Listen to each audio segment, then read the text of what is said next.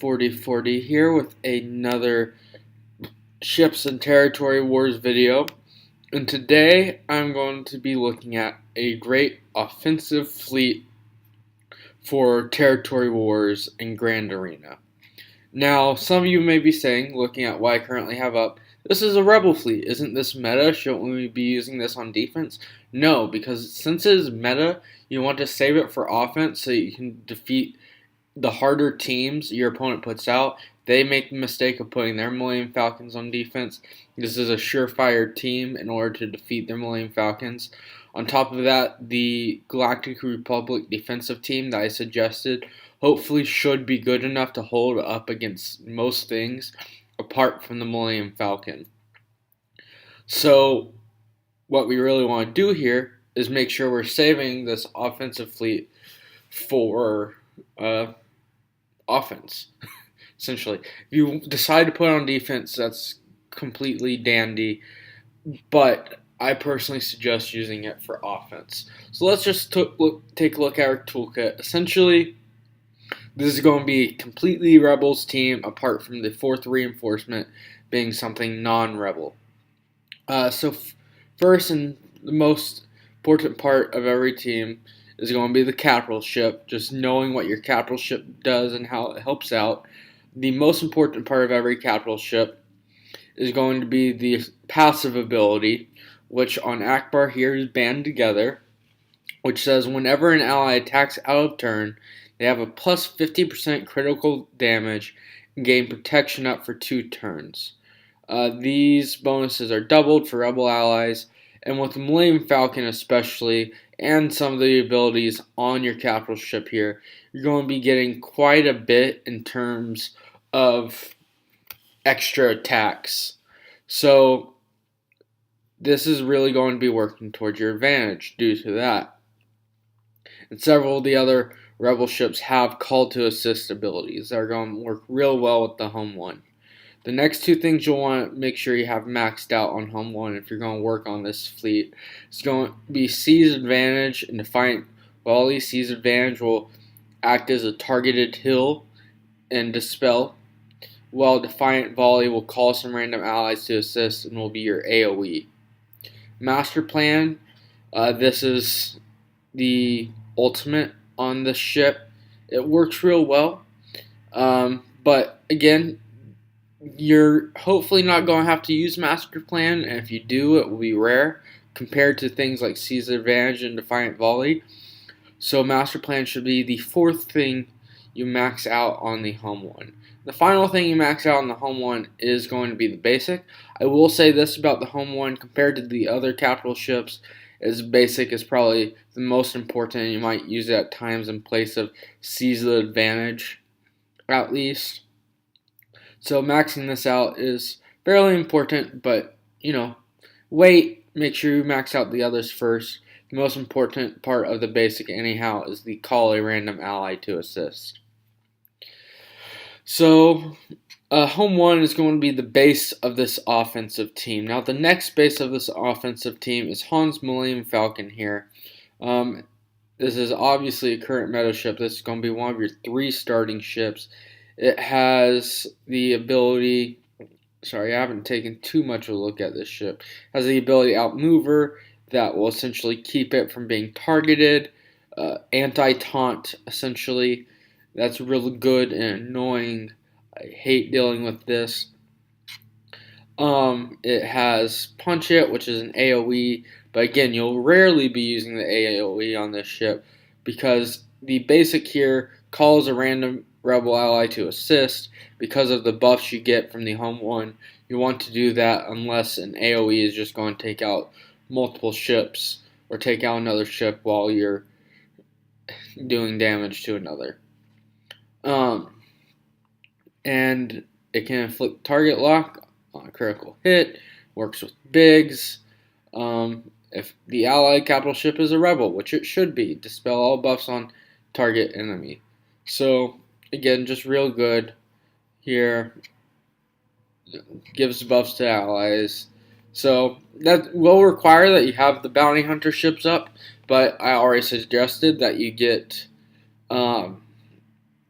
already suggested for the defensive fleet that you have the Houndstooth and the Xanadu Blood, and Slave 1 is going to be a great ship to have anyhow, so as long as you also get up the IG-2000, you should be pretty set for having Han's Millennium Falcon. The next most important ship for the starting three is going to be Biggs Darklighter's X-Wing. It inflicts target lock on the basic, regenerates protection whenever target lock is dealt. Its special calls a random ally to assist if the attacked enemy has target lock. So just some good stuff going on here. Still the second best tank in ships. Even though Houndstooth is way better, it's still a good tank and annoying to deal with. And it will be hard to take out in this Rebel synergy. It'll help keep you alive while your Millennium Falcon just takes out the other team. Now you're going to have an option for the other two starting ships here. The one you don't use will then be used in reinforcements. But Cassian's U-Wing, it can call to assist. It can guarantee some critical hits. It can dispel. It's a great starting ship. I don't like going up against it when it's a starting ship. But again, we're using this on offense. Maybe a better defensive option there is Cassian's U-Wing. But the other option here is the Ghost. The Ghost will call to assist with static jammer and give stealth. Has an AoE. It can inflict expose, and it has synergies with the Phantom. So now let's go take a look at your reinforcements. So one of those, either Cassian's U-Wing or Ghost, will be your third starting ship, with the other one being used as a reinforcement. However, your first reinforcement, no matter what, should be the Phantom here. As an attacker, the Phantom can come in and deal massive damage, which can give with maximum impact, which can give you a huge, which can essentially take out another ship on the opposite side. But Sights Lock can also come in and help heal your Biggs by inflicting 1 or 2 target locks.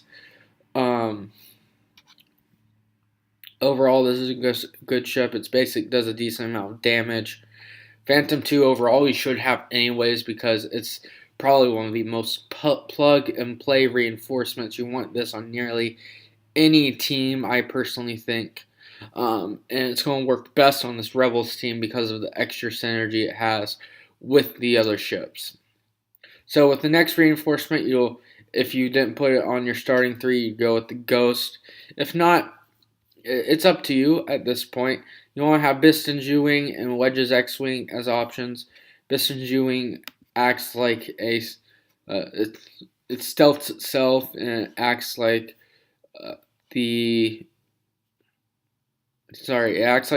better form of the TIE Advance. So this is going to be helpful using. Again, it has those synergies with your home one since it's a Rebel ship. Same with the Wedge. It can come in, deal a good bit of damage on special, Eyes on the Breach, and it's overall good. It's a little bit squishy, I would say, but since it's a Rebel ship, it's going to have those synergies with home one. Now, the thing you're missing here is going to be a fourth reinforcement because there's only 7 Rebel ships. I'll say this about reinforcements, is you don't necessarily always need to have reinforcements on ships to win. I think the better place to have full 4 out of 4 reinforcements is probably going to be on defense, because you'll keep on calling those ships, making the team larger. If they're having a hard time killing the team, then you'll have like an even larger team out there that's harder to kill, especially if they preload the turn meter. It'll just make the team way more difficult to contend with. On offense, you don't necessarily always need that 4th reinforcement unless you're someone like me who just has a ton of ships and can spare it. But essentially what I'm going to do here is just say, hey, there's a lot of ships that can give you some utility. There's just a lot of random little ships if you don't think you're going to be using them elsewhere. Ebon Hawk, for example, might be decent. First Order TIE Fighter can come and deal a massive amount of damage if you're not saving it for First Order team. IG-2000 not using it alongside the other bounty hunters probably. So that might be decent. Resistance Pilot doesn't really have synergy with anything else. It can inflict daze, target lock, expose. So those are some good buffs there. So just kind of think about it in that terms. There might be some other fleets that you haven't really plugged these ships into yet that will be super useful for you. So that's just something to sit down, think about, and possibly develop out. Is going to be that fourth attack ship. But again, if you think you don't normally use all 4 reinforcements in ships, so you don't necessarily need to have it maxed out, especially on offense. If you know your fleet is great, you can probably just contend with all those 7 rebels anyhow, and that will probably defeat most teams pretty easily on offense. So if anyone has any questions about this rebel fleet, reach out to me on Discord.